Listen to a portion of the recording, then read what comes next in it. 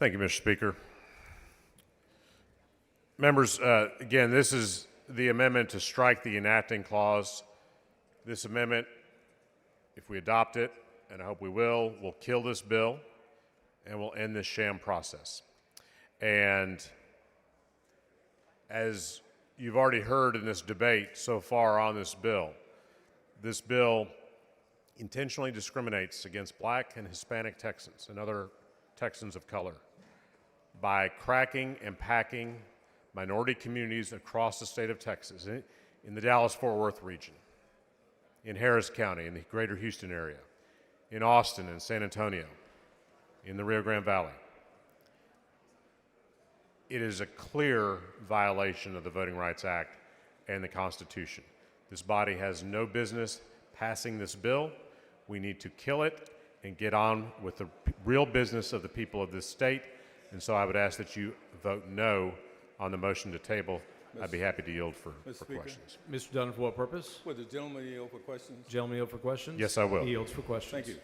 What do you know what changed between the 2021 litigation and today? No, Mr. Dutton, I do not know. I don't know what the reason for this is, other than apparently some people in D.C. called up and said they wanted it. But we have no new census data. We're still operating under the 2020 census data because there's not been another census.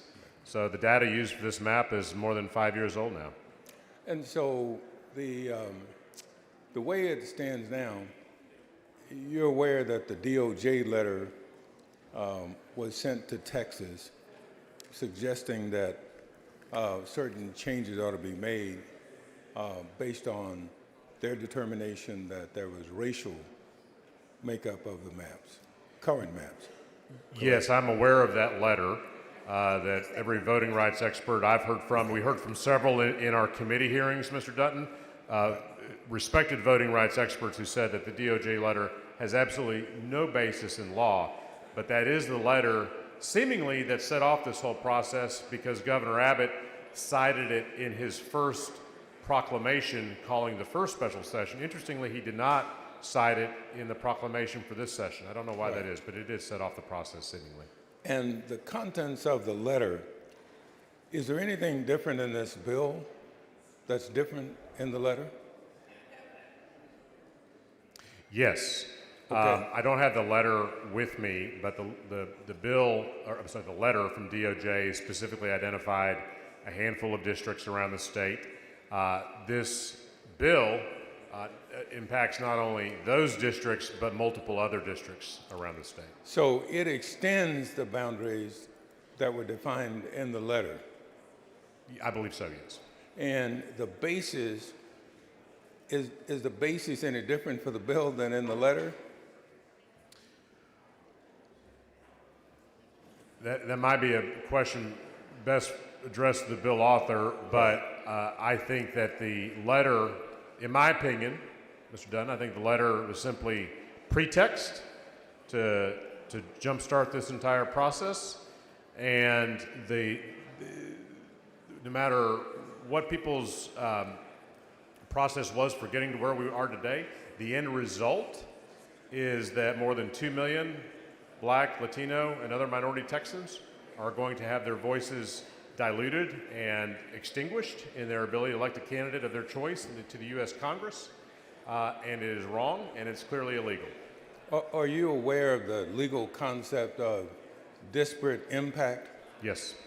I'm not a lawyer, but I am familiar with the term. Okay, yes. And so what it says is that you may, and this is giving them something, but you may have intended something not to be racial, but the reality of it is, and the effect of it is, that it has to be concluded to be racial. Absolutely. And I think as we hear the bill author and other proponents of this legislation talk about partisanship, we should not let that rhetoric fool any of us, because what is happening is clearly racially discriminatory, and that's what the problem is with this map. And really, this political participation is simply a mask over what the real intent and the real effect of this bill is, which is to change it based on racial lines. Is that Absolutely. I correct? think that's very well said.